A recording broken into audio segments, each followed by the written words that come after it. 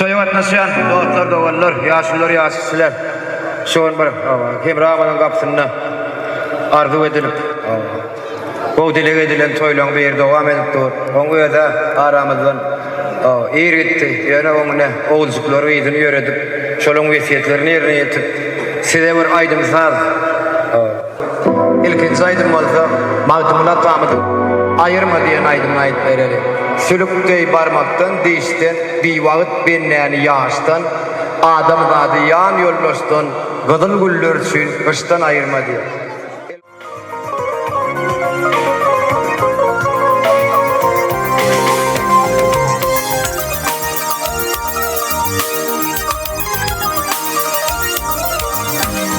Ya seninle aydın olmadı, uçak olmadı. Ya seninle tüpküt olmadı, sağ olmadı. Ey karı arvat, mümbedence kayıt olmadı. Ey kayıt olmadı, ay hiç olmadı. Ay kışın kış gelmesi, yağın yağ olmadı. Kadın güller üçün kıştan ayarma.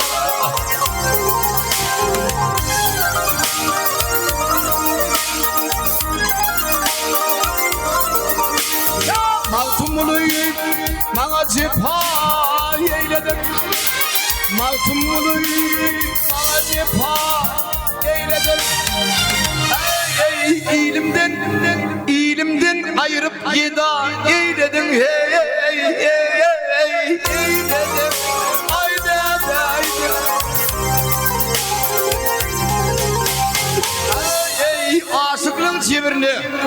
Aşıklığın cebirine cepha eyledin. Minli atlı kastırdaşları ayırma.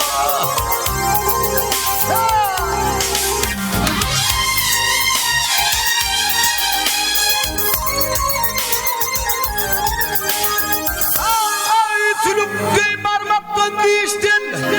Bir vakit benleğini yaştın. Adım dadı yan yollusun.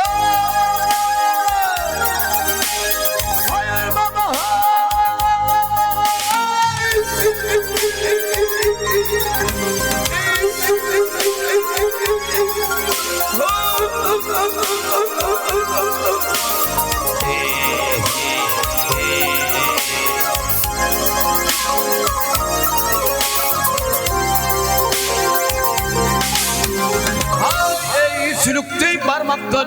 Sülüktey parmaktan dişten ayırmayı.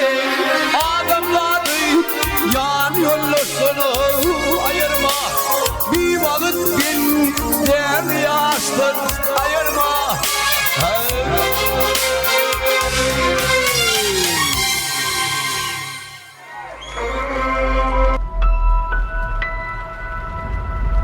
Roshan Production Elmadama sizin hizmetinizde.